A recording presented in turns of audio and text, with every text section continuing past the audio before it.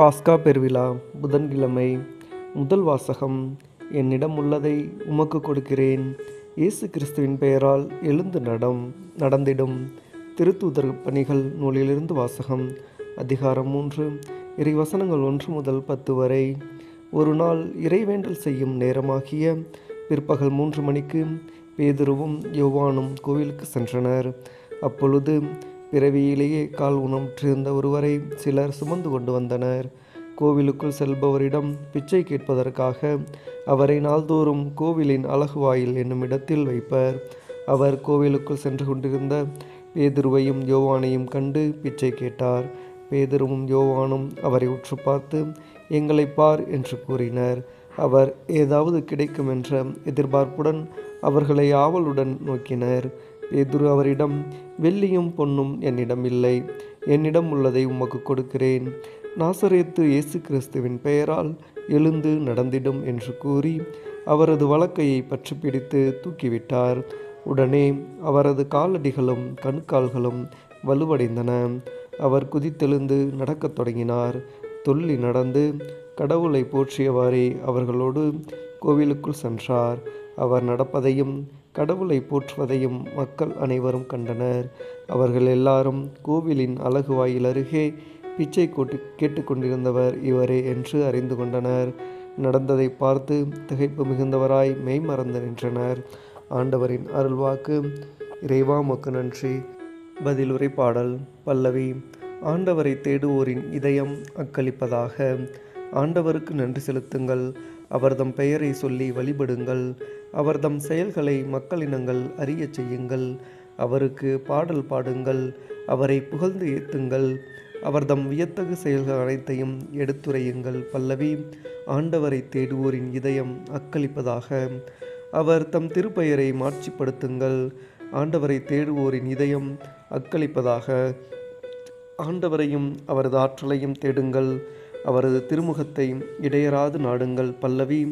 ஆண்டவரை தேடுவோரின் இதயம் அக்களிப்பதாக. அவரின் ஊழியராம் ஆபிரகாமின் வழிமரபே, அவர் தேர்ந்து கொண்ட யாக்கோப்பின் பிள்ளைகளே, அவரே நம் கடவுளாகிய ஆண்டவர். அவரின் நீதி தீர்ப்புகள் உலகம் அனைத்திற்கும் உரியன. பல்லவி.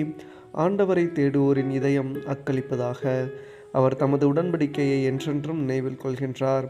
1000 தலைமுறைக்கென தாம் அளித்த வாக்குறுதியை நினைவு கூறுகின்றார். ஆபிரகாமுடன் தாம் செய்து கொண்ட உடன்படிக்கையையும் ஈசாக்குக்கு தாம் ஆணையிட்டு கூறியதையும் அவர் நினைவில் கொண்டுள்ளார். பல்லவி. ஆண்டவரை தேடுவோரின் இதயம் அக்களிப்பதாக. நற்செய்திக்கு முன் வாழ்த்தொலி. அல்லேலூயா, அல்லேலூயா. ஆண்டவர் தோற்றுவித்த வெற்றியின் நாள் இதுவே. இன்று அக்களிப்போம், அகமகிழ்வோம். அல்லேலூயா. நற்செய்தி வாசகம். அப்பத்தை பிட்டு சீடர்களுக்கு கொடுத்தார். அவர்கள் இயேசுவை அடையாளம் கண்டு கொண்டார்கள். லூக்கா எழுதிய தூய நற்செய்தியிலிருந்து வாசகம்.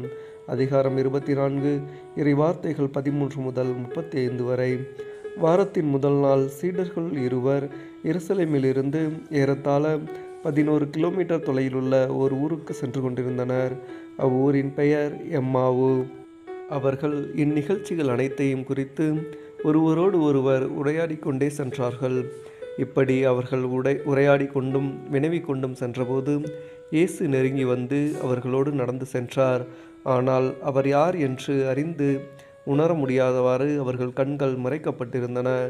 அவர் அவர்களை நோக்கி, வழிநெடுகிலும் நீங்கள் ஒருவரோடு ஒருவர் பேசிக்கொண்டிருப்பது என்ன என்று கேட்டார். அவர்கள் முகவாட்டத்தோடு நின்றார்கள். அவர்களுள் கிளையோப்பா என்னும் பெயருடைய ஒருவர் அவரிடம் மறுமொழியாக, எருசலேமில் தங்கி இருப்பவர்களுள் உமக்கு மட்டும்தான் இந்நாட்களில் நிகழ்ந்தவை தெரியாதோ என்றார். அதற்கு அவர்களிடம் அவர், என்ன நிகழ்ந்தது என்று கேட்டார். அவர்கள் அவரிடம், நாசரேத்து இயேசுவை பற்றியே தான் பேசுகின்றோம். அவர் கடவுளுக்கும் மக்கள் எல்லாருக்கும் முன்பாக சொல்லிலும் செயலிலும் வல்ல இறைவாக்கினராக திகழ்ந்தார். அவர் இஸ்ரேலை மீட்கப் போகிறார் என்று நாங்கள் எதிர்பார்த்து இருந்தோம். ஆனால் தலைமை குருக்களும் ஆட்சியாளர்களும் அவருக்கு மரண தண்டனை விதித்து சிலுவையில் அறைந்தார்கள். இவையெல்லாம் நிகழ்ந்து இன்றோடு 3 நாள் ஆகின்றன. ஆனால் இன்று எங்களை சேர்ந்த பெண்களுள் சிலர் எங்களை மலைப்புக்குள்ளாக்கினர். அவர்கள் விடியற் காலையில் கல்லறைக்கு சென்றார்கள். அவருடைய உடலை காணாது திரும்பி வந்து வானதூதர்களை கண்டதாகவும் இயேசு உயிரோடு இருக்கிறார் என்று அவர்கள் கூறியதாகவும் சொன்னார்கள். எங்களோடு இருந்தவர்களுள் சிலரும் கல்லறைக்கு சென்று அப்பெண்கள் சொன்னவாறே இருக்க கண்டனர். ஆனால் அவர்கள் இயேசுவை காணவில்லை என்றார்கள். இயேசு அவர்களை நோக்கி, அறிவிலிகளே, இறைவாக்கினர்கள் உரைத்த எல்லாவற்றையும் நம்ப இயலாத மந்த உள்ளத்தினரே, மெசியா தாம் மாட்சி அடைவதற்கு முன் இத்துன்பங்களை பட வேண்டுமல்லவா என்றார். மேலும் மோசே முதல் இறைவாக்கினர் வரை அனைவரின் நூல்களிலும் தம்மை குறித்து எழுதப்பட்ட யாவற்றையும் அவர் அவர்களுக்கு விளக்கினார். அவர்கள் தாங்கள் போக வேண்டிய ஊரை நெருங்கி வந்தார்கள். அவரோ அதற்கு அப்பால் போகிறவர் போல காட்டிக்கொண்டார். அவர்கள் அவரிடம், எங்களோடு தங்கும், ஏனெனில் மாலை நேரம் ஆயிற்று, பொழுதும் போயிற்று என்று கூறி கட்டாயப்படுத்தி அவரை இணங்க வைத்தார்கள். அவர் அங்கு தங்குமாறு அவர்களோடு சென்றார். அவர்களோடு அவர் பந்தியில் அமர்ந்திருந்தபோது அப்பத்தை எடுத்து கடவுளை போற்றி பிட்டு அவர்களுக்கு கொடுத்தார். அப்போது அவர்கள் கண்கள் திறந்தன. அவர்களும் அவரை அடையாளம் கண்டு கொண்டார்கள்.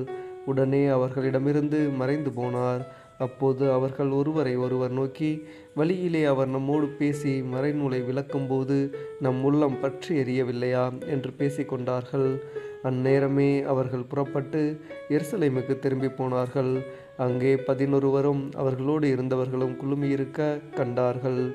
அங்கிருந்தவர்கள், ஆண்டவர் உண்மையாகவே உயிருடன் எழுப்பப்பட்டார், அவர் சீமோனுக்கு தோற்றமளித்துள்ளார் என்று சொன்னார்கள். அவர்கள் வழியில் நிகழ்ந்தவற்றையும் அவர் அப்பத்தை பிட்டு கொடுக்கும்போது அவரை கண்டு நொந்து கொண்டதையும் அங்கிருந்து இருந்தவர்களுக்கு எடுத்துரைத்தார்கள். ஆண்டவரின் அருள்வாக்கு. கிறிஸ்துவே உமக்கு புகழ்.